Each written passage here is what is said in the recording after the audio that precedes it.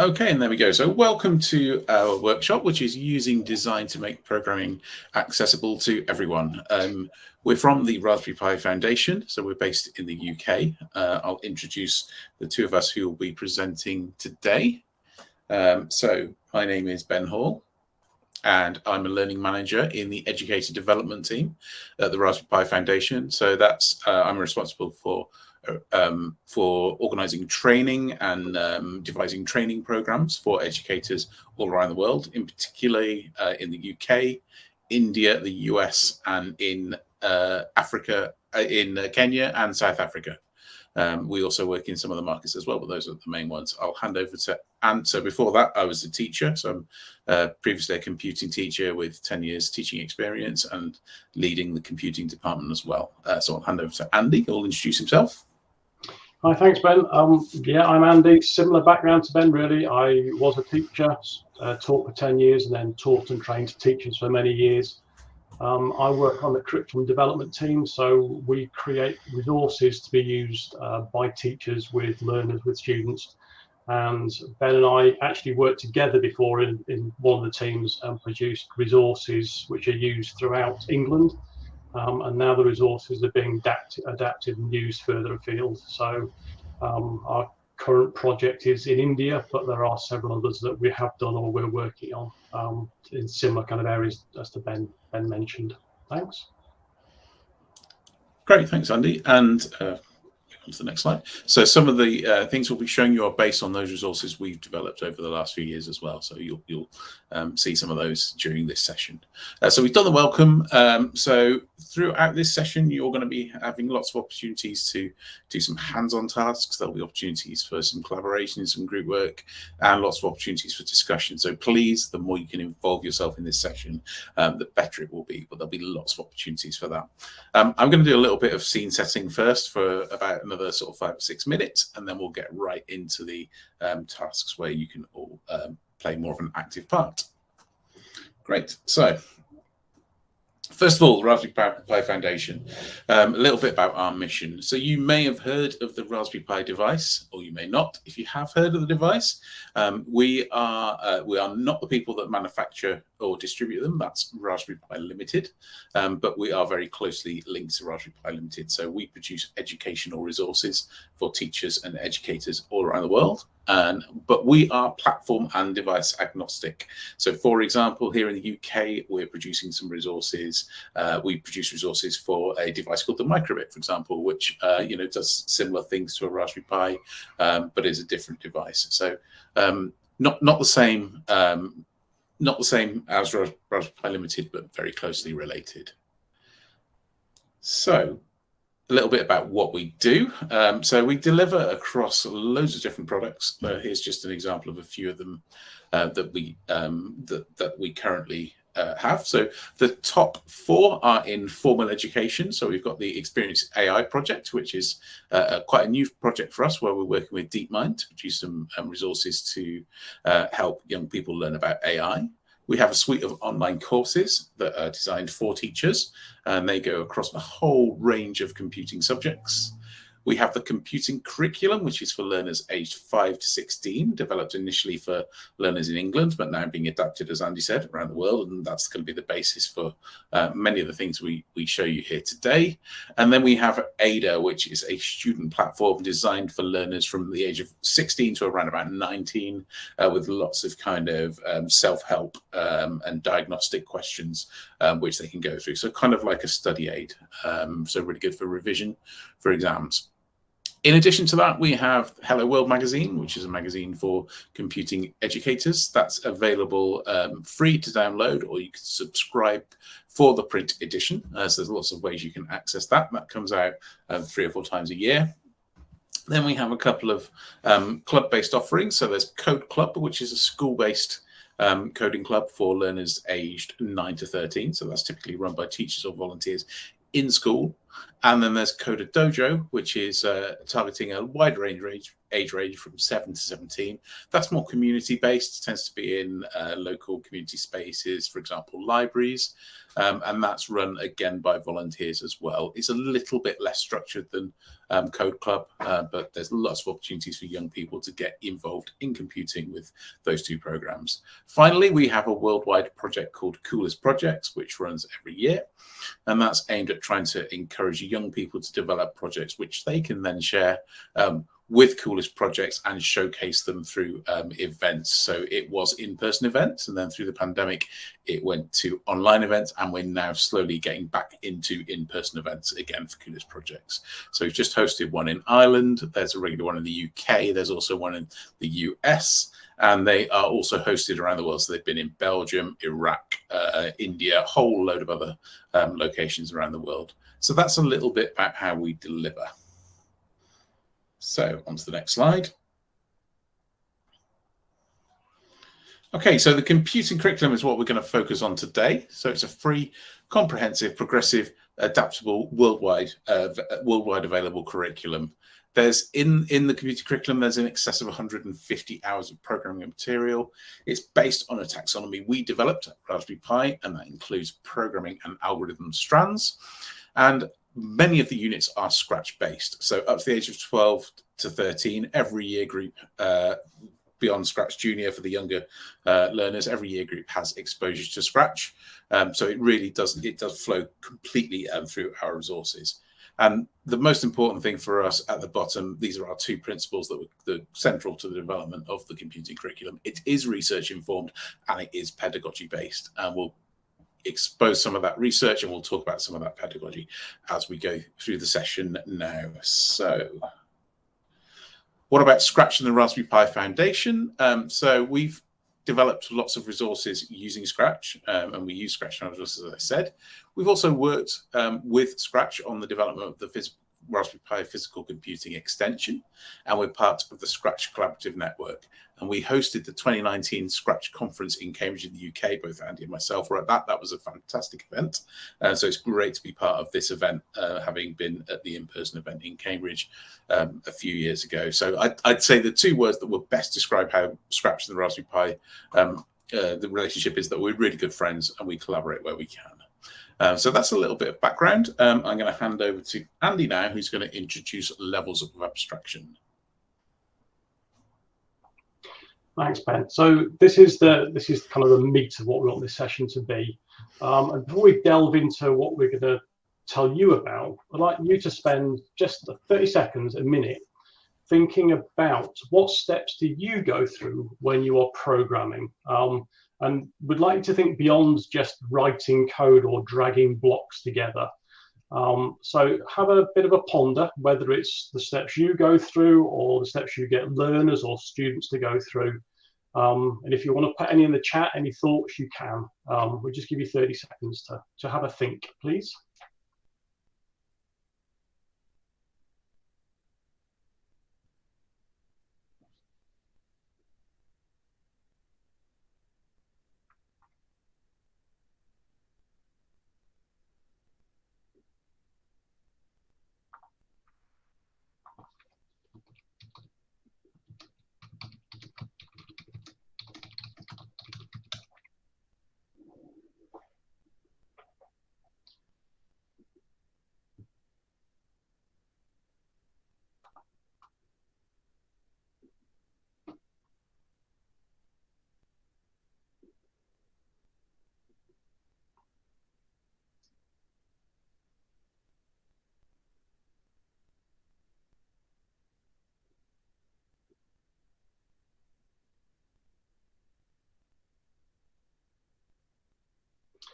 Okay, great. Thank you. There's some great things in there. So I'm just going to recap a few. If people haven't seen in the chats, there is brainstorming ideas. There is making plans, planning, sketching, visualizing. Think about the end user. Thinking about what you want the outcome to be. And there's one or two others there that are really quite useful. You can skim down the reading yourself. So Ben can click on for me. We're going to talk to you about what we've called, or is called, levels of abstraction, and we've qualified what we mean by abstraction at the end. So abstraction is the process of setting aside irrelevant or less relevant detail so you can focus on the wider context. So if I gave you a maths problem of you've gone to the greengrocers and you've got 3 apples plus 4 apples, how many apples have you got altogether? The abstraction is 3 plus 4. You want the key information to do the maths behind it. You don't need to know about the greengrocers or the apples. So it's setting aside stuff so you can concentrate on what's important as you go through. So the steps we've got, and we're going to lead you through these steps, are task, design, code and build, and run. And these steps apply to any programming task and any programming language, and they also apply to physical programming projects. So if you're building a model which you are programming, or a robot which you are controlling, the steps also apply to those. Thanks, Ben.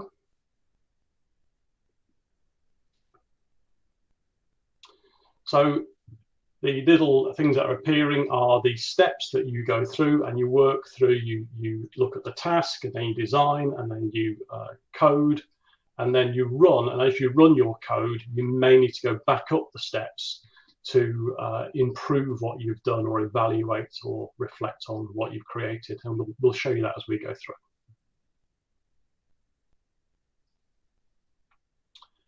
So the task itself is what is needed.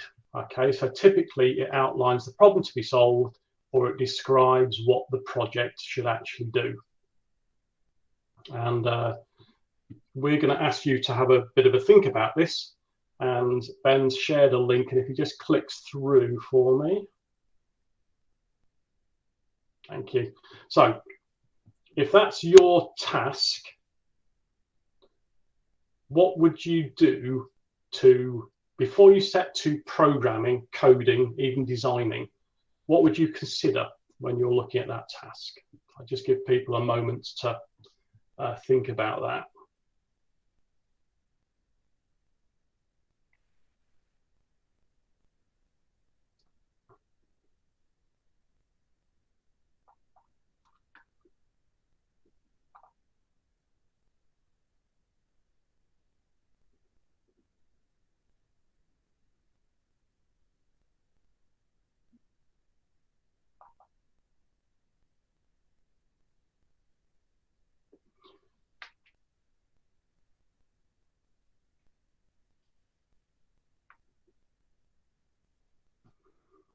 Okay, so we've got some thoughts added there, thinking about the kind of things you might need in terms of, to answer the previous one, the grey box. You need to know how a piano works, or what a piano is, what it sounds like, and you'd need to think about the kind of the environment you're working with, what's actually possible. So if Ben just clicks through, the next slide is the one we'd like you to look at now. This is a task we're going to build through this session, and we'd like you to gradually build this along with us. So if you looked at the task of create a catching game, that includes a score and at least 3 falling objects, each falling at a different speed. Just give you 30 seconds to think about what are the key features of that task. We had some for the music one earlier, just the same for this, please. What are the key things you need to be aware of?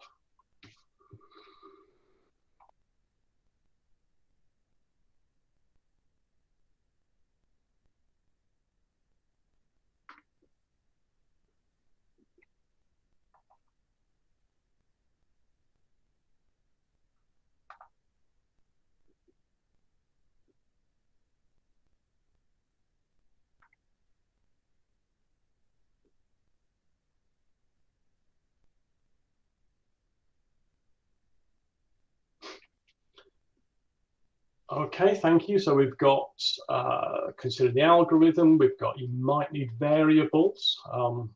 Nobody said why you might need variables, but you thought you might need variables.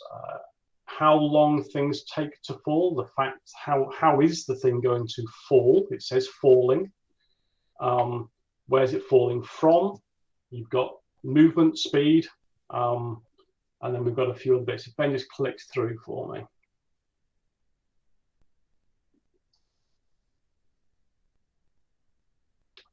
Okay, so we've highlighted what we feel are the key things. So one is it's a catching game. Okay, so it's actually a game, and you think about catching, the idea of actually getting hold of things as they fall. There's a score, and so you mentioned variables that might come into it. So you need to have a mechanism for scoring. We've got at least 3 things falling, and each falling at different speeds. So we want varying speeds, however that is done. We're not getting into how you do it, we're getting into what we're aiming to create. Is there anything we need to add to that, Ben? No, I think that's good, Andy. So you're okay to carry on now with design, and then I'll do the code and run parts. Okay, that'd be great. Yeah, thank you. Great. Okay, we'll move on to design. So the task we've looked at, we were going to mention tip and see. Some people will know tip and see, and some of the task stuff comes around the TIP in terms of what does the title say, what are the instructions, and so on. So having considered the task, we're then going to move on to design. And somebody already mentioned the algorithm. You know, so the algorithm and the process and the logic are all things you can think about without thinking about the code. We don't need to work out how to do it. We just need to work out the orders and the processes and the logic. And we would also think about sounds that we would use and any images. So it's kind of thinking about all the bits we need and the steps and the process. And in short, it's what should it do? We've got a couple of examples of algorithms we can show you. Okay, so the one that we've just put on there actually identifies repeatedly in the middle. It's got an algorithm repeatedly. These are the things that are going to happen, and it also identifies the kind of how things are going to move and sprites and so on. The thing to highlight here is we're not thinking about code. We're deliberately stepping away from thinking about code so that doesn't become a barrier. That's the abstraction at this level. Thinking about what we want to happen, not the codes and commands that make it happen. So that's one example, and that's quite structured. You can see students can fill in the blue bits, but we give them a framework to work in. And then we've got another example on the right where a student might want to be drawing their initials using logo type commands or directional commands. And so in that example, they've sketched, they want to see, and then they've actually written around the sketch what kind of steps they want. It's almost coding, but it isn't quite. If they use their own language, as long as they're clear in what they want, that's what actually matters.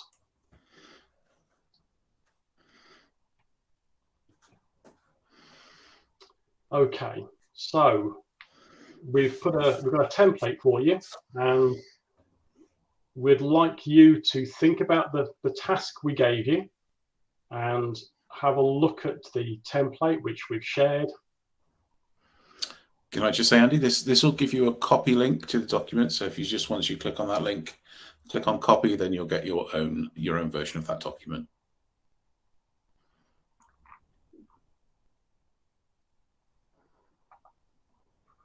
And if you'd like to look at that, there's quite a lot of information in that. Depending on the abilities and age of student, we would give them differing amounts. What we wanted to illustrate is the example we've just given you, which you can add to, gives a student an example, and they could add to it further. They can enhance it, and they can add bits about the other sprites and the other things that are going to happen. And you'll also see on that resource, there is text and there's a picture with notes with writing on it. So there's many ways to do designs. They could be verbal, they can be sketches, they can be written, they can be structured by the teacher. So there isn't a right way to do this. It's a whole range of things. It's saying they need to request access. You should be able to click on make a copy and it will open up a new copy.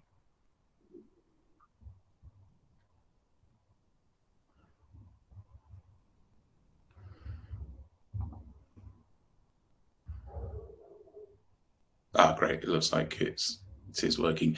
I think a few people are clicking at once, so I did it as I posted the link, and it did take a couple of seconds for the copy to open up. Whilst people are opening that up as well, I'll just add that this is designed for Year 6 in England, which is students aged 10 to 11.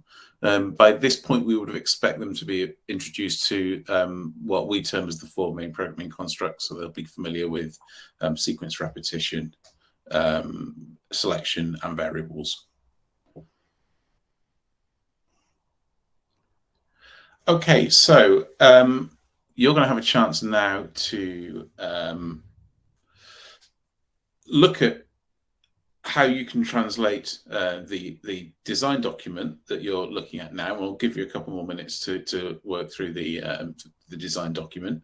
You'll then have a chance to translate that into some actual code in Scratch. So in a sec, we will move on to the next section, which is the coding bit. So I'll give you a couple more minutes to look through the design section. When people kind of feel like they're ready to move on to the next part, just if you could just leave a comment, say you're happy to move on. If people need a little bit more time, we can do that as well. So I'll stop talking for a couple of minutes while you have a look through the design document.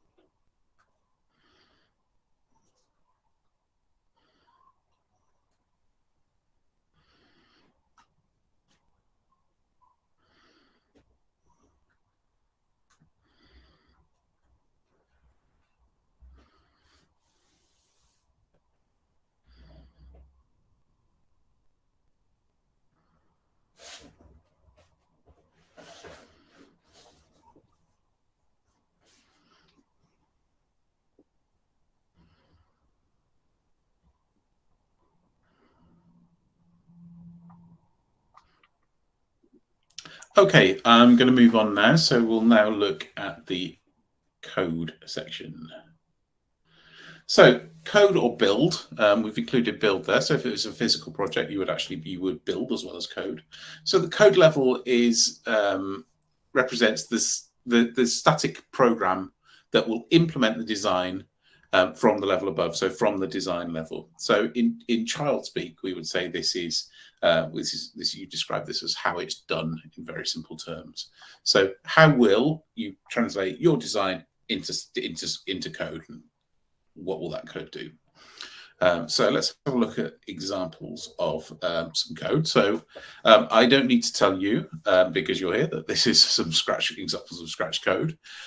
There's an example on the left where there's code which is not connected. So you could give your students code which is not connected and ask them to assemble it from there. So do you need the link to copy again? I'll post that link in the chat. One sec.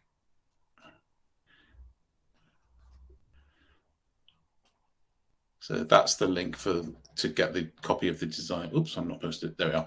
That's the link to get the copy of the design document there. Okay, so back to code and build. So you could give code unstructured like this, which needs to be assembled, or you can provide code, fully assembled and ask students to adapt or change certain little bits, or you could provide part code and then they do the rest of it. So lots of different ways you could do that. So that's from a unit called Selection and Quizzes, which is for 9 to 10-year-olds, which is where we introduce selection mainly. So I'm going to click on now. So now you're going to have a go at your own bit of coding. So just before we go into that, so the design link you've got there is the same one that's already in the chat.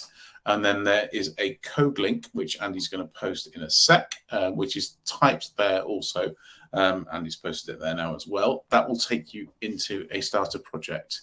You can use that starter project, or if you prefer, you can start your own Scratch project from scratch. I always end up saying that. So please feel free to either use the starter project or start your own. We're going to allow about 12 minutes for this, and we're going to do this into breakout rooms. So I'm going to split you into breakout rooms of 3.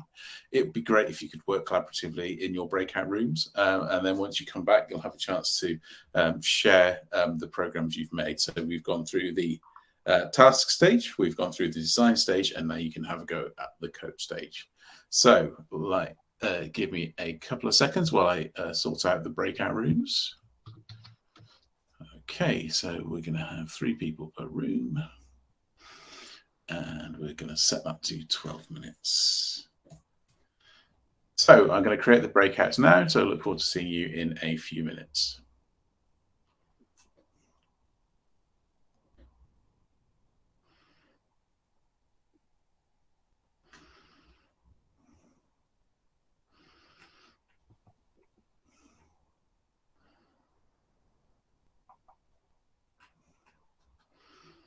If I created 27 breakout rooms there. Looks like it. It does, doesn't it? Let's. There's quite, I don't know how many people. There's got a lot of people. Yeah. How do I stop that? It doesn't. 5 people. That was not what I intended.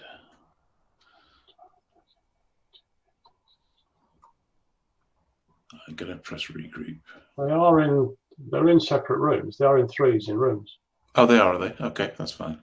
But on the people view, if you move up and down, it tells you who's in which room. Just move your mouse up and down, it hovers and pops up. Also, somebody was asking, you know, the main window. Yeah. With our pictures, and if you scroll down on that, the slide deck is at the bottom. Oh, cool. Right. I presume that's the same for the participants. We ought to let them know that. That was snuck in there. Yeah. So you think the breakout rooms are okay? I think so, because it says as breakout 18, 10, 10, 10, 8, 8, 11, 11. Yeah. So there's 2s and 3s in breakout rooms. Right. Cool. Yeah, there's 3 people in one room there. Yeah, that's weird. It looks like it's 27 different rooms. I think it is 27 rooms. But they share them, yeah. 24. Yeah, in room 24, there are 3 people and so on. It's because they're quite small groups, and doesn't give you a count of how many people, but it's quite a few people. Well, it looks like it's 2 in a lot of them. So there's 1 in that one. 2 in that one.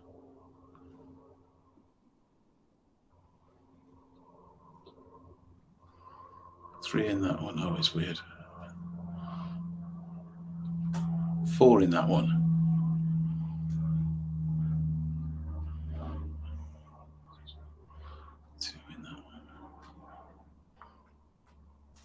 There's about 60, 70 people in this meeting. Oh, okay. That's fine then. Right. It looks like it's okay. For some reason, I had in mind that there were 30. I don't know why. Oh, somebody's still in the session with us. Oh, hi. I think somebody might have come back. Let me see if I can assign you to a room. Okay, I think a couple of people are having issues with the breakouts. Let's see what I can do there. Yeah, some only had one other person.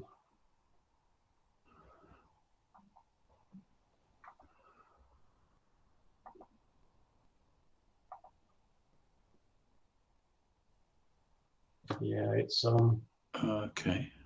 There are some 3s, but there's lots of 2s. If there's anyone from Scratch, would they be able to help us assign the rooms so that we've got 3 in each?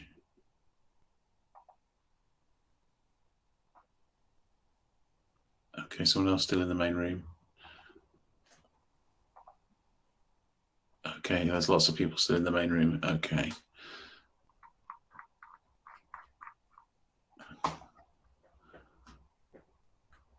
Okay, sorry about these issues we're having with the breakouts.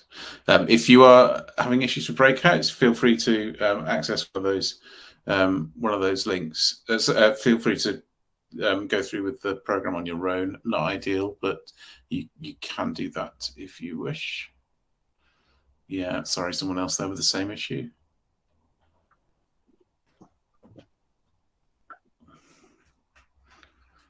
I'm not getting an option to reassign the rooms here.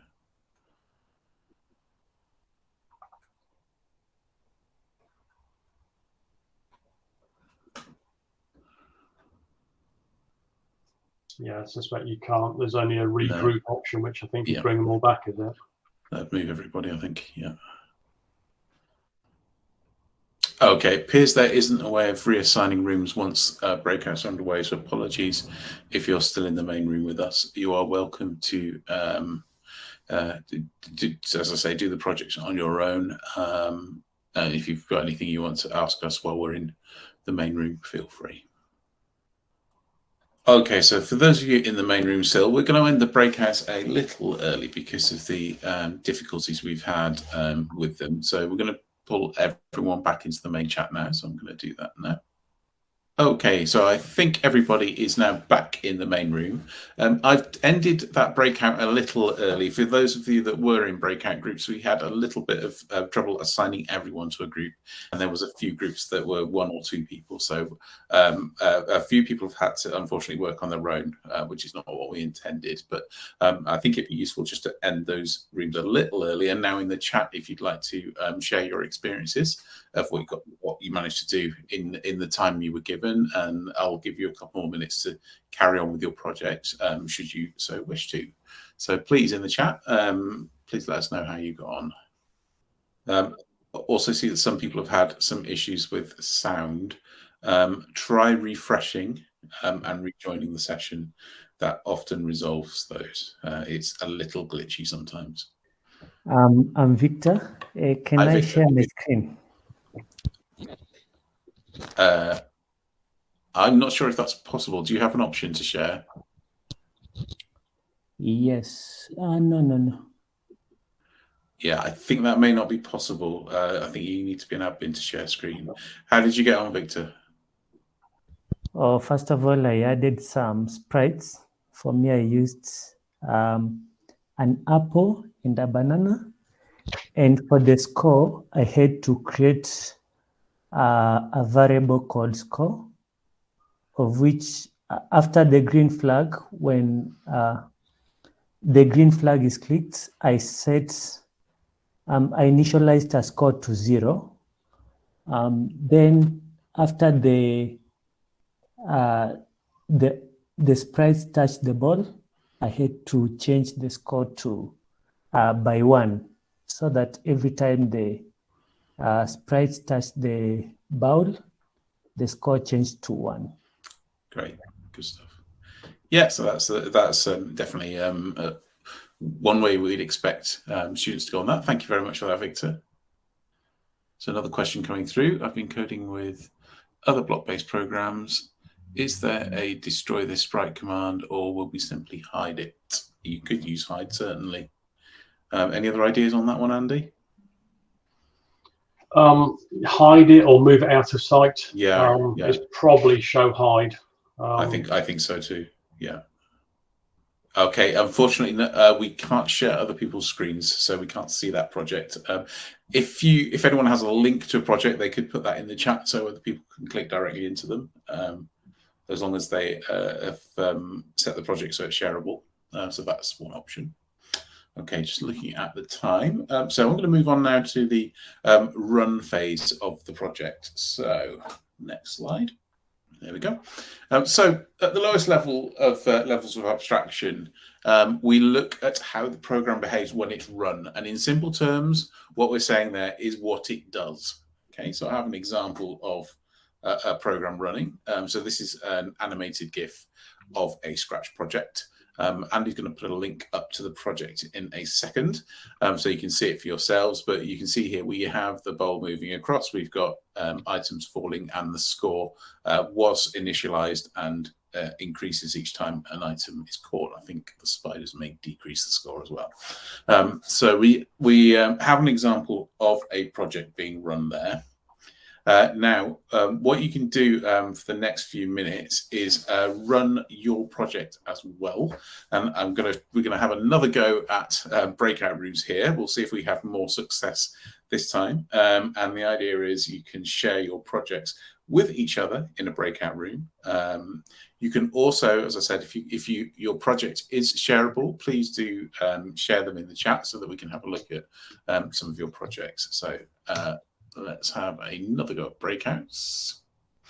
Yeah, Andy suggested bigger groups. I think that's a good idea. Okay, 1 second. So we'll have groups of 6. And we'll regroup in 7 minutes. I'm going to give you 7 minutes for these breakouts. Okay, so that should be okay. Right, let's see how we get on this time.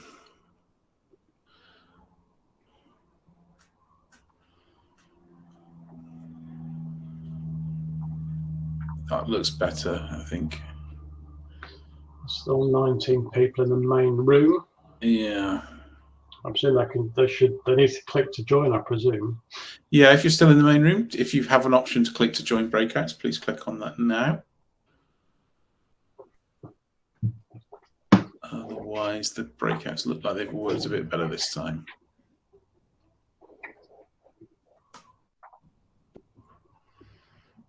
No option to do that. No, okay, apologies. If you're still in the main room, I don't know why that is.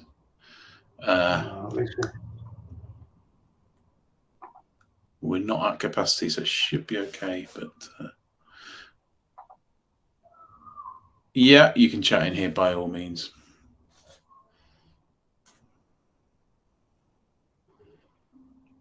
And if you are still in the main room, if you want to share a link to any projects, that would be great. I could share them, screen share them, that is.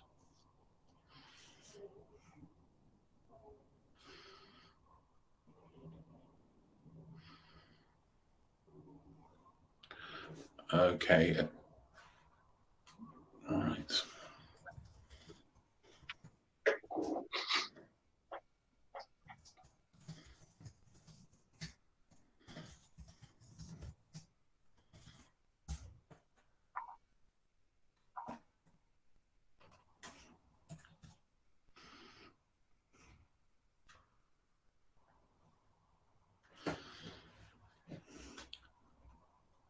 Okay, Libby, thanks for sharing your project. I'm just loading that one up.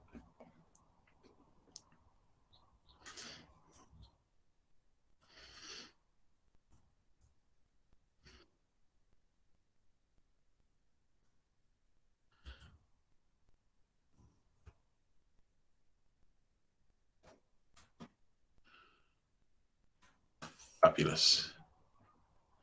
So if those of you that have rejoined the main room, there's already a project shared which you can have a look at. If you want to share your own project in there, you're most welcome to.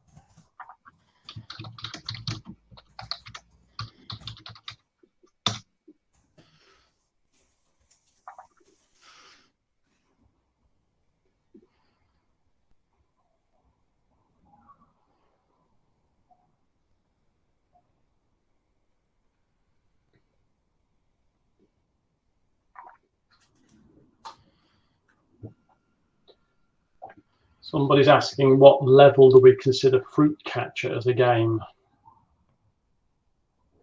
Level in terms of, okay. It's probably intermediate because it uses variables. Yeah. I mean, in terms of, it depends how you kind of view it, really. So, as I said, this is for age 11. Age 10 to 11. Somewhere between beginner and intermediate, I would say this project is. For variables, it's very much a beginner project for variables. But in terms of Scratch more widely and programming more widely, yeah, probably nudging towards intermediate. Okay, how are we doing for time? Give one more minute, I think, then we'll bring people back.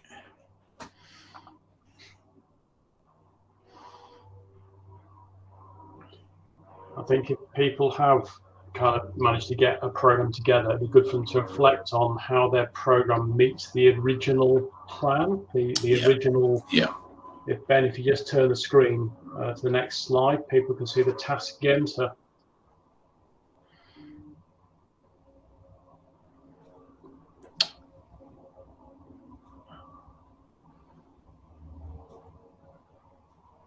Sure. Yeah.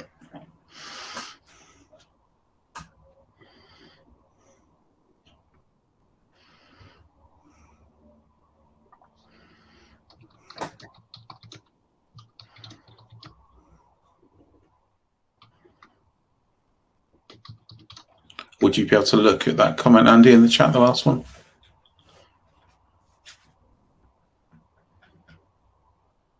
Where would you go to learn more intermittent games? Intermediate, yeah, I think we've got that. I think there's a mixture. I think you could look at the resources we've provided for different age learners that are on our website. There's also the Code Club projects, which people can access and look at. Yeah. Also, you can look at within Scratch. There's lots and lots of examples, and there's lots of guidance on Scratch itself. Okay, I think everybody's rejoined now from the breakouts. I'm certainly not showing any breakout rooms now, so welcome back. So we've had a couple of questions in the chat whilst you've been in breakout rooms. One was about what level this project is at. And it's kind of a sort of beginner stroke intermediate level project. So designed for learners aged 10 to 11. So intermediate in that it needs knowledge of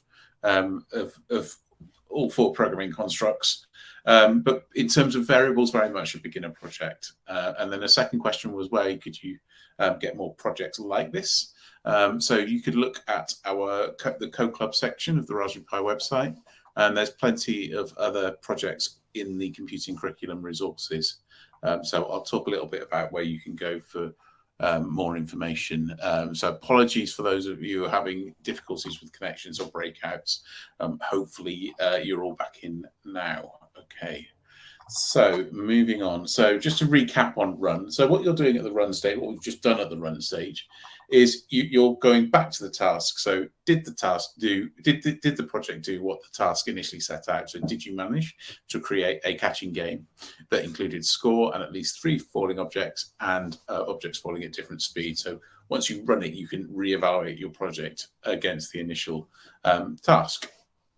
So moving on. What are the benefits of the levels of abstraction approach? Well, the main one for me, and this is something we always strive to do in our resources, is reduce the cognitive load for learners. So we want to introduce learning in easy to manage, easy to digest steps, which don't overload the learners at any point. So it's very much about making sure that progression is really clear and that the students have an understanding of a particular concept or a master of a particular skill before you move on to something which relies on that. So that's really important. The approach also enables what we call scaffolding. You call it support or differentiation, depending on where you're from. And then what you can do with that scaffolding is you can give students either part completed code or part completed algorithms, or you can give them the task itself, and you can scaffold the process at any stage. And then once you've given scaffolding, you can also remove it. So if you feel learners are moving on more quickly, you can start removing that scaffolding so they can work more independently. But it really gives you a good structure for doing that. It's very adaptable and portable. You can use this across all platforms, across all programming languages. So we've given you an example in Scratch. We showed you an algorithm earlier on that was a logo example. But when you move to code-based programming, so Python, anything like that, you can use this same approach. The 4 steps, the 4 stages remain the same. So task, design, code, and run. They're applicable to any platform, any language. So once you've done this in Scratch, you can keep the structure and then move on to a different programming language, again, hopefully reducing the cognitive load for your learners. And then the final one was something which was picked up in the chat. This is a really good process for supporting debugging and fault finding in programming. So you can move up and down through those levels and clearly identify where a problem is. So is it the problem with your program that the algorithm wasn't clear enough, so the code is falling down because the algorithm isn't clear? Or is it that your algorithm is crystal clear and you've made a mistake in your code? The levels of abstraction process gives you that framework where you can find where the error is. So it's a really nice, clear framework. Going back to the title of this presentation, how does this make programming more accessible to everyone? Well, the idea is that the structure makes each level of programming accessible because there's a clear discernment for the task stage, so people know what they're meant to be doing. The design stage is also really clear, which creates the algorithm.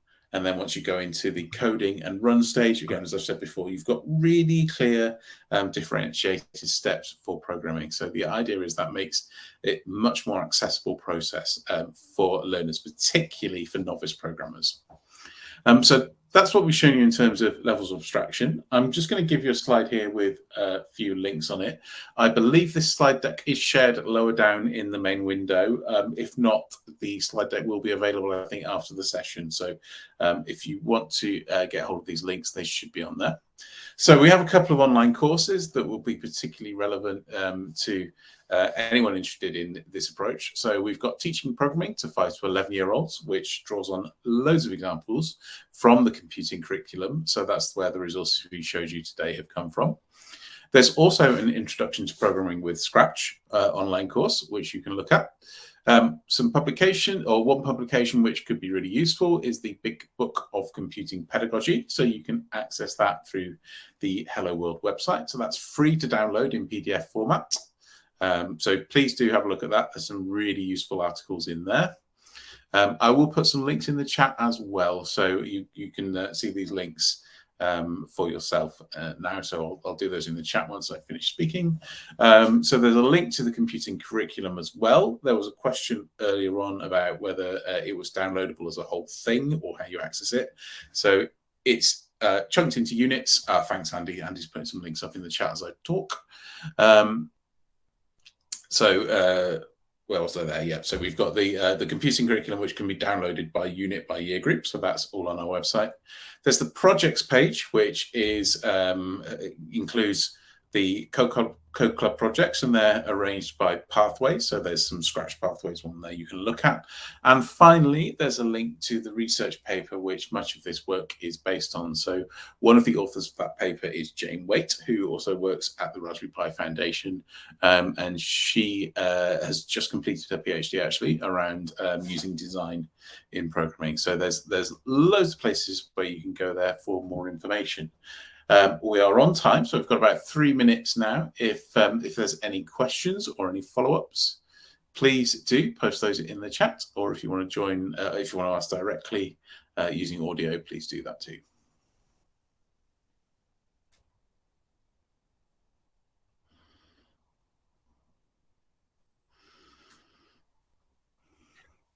Hi, I wanted to ask a question if possible. Go ahead. I wanted to change that bowl sprite in the starter project to a different sprite. And I know how to add a sprite, but is there a way to copy all of the scripts from one sprite to another? So you would put it in the backpack and then take it from the backpack into the other sprites. Probably the easiest way to do that. Okay, I haven't used the backpack. So or you can backpack just is drag it. If you've got a new sprite, you can just drag your script from one sprite onto the other sprite. But it only shows the script, like when you have that sprite highlighted, it shows the scripts for that sprite. Yeah. So in that view, you drag them down to where the sprite palette is at the bottom. So you drag it down to where your little sprites are, and the code will be duplicated. Oh, really? Or if you duplicate a sprite and then change it afterwards, you get all the code again. And mostly I right click on the first block, then I just control paste on the given sprites. Copy and paste. Yeah. Copy and paste? Okay.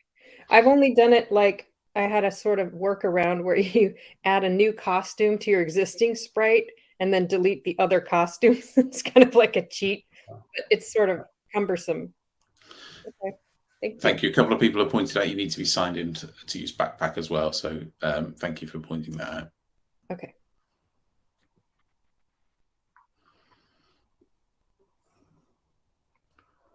I'm just checking back through the chat, see if there's anything we haven't covered.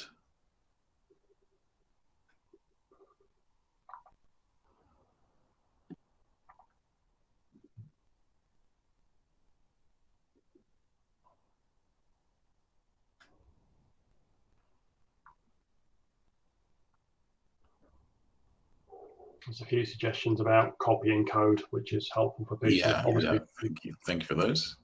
Yeah.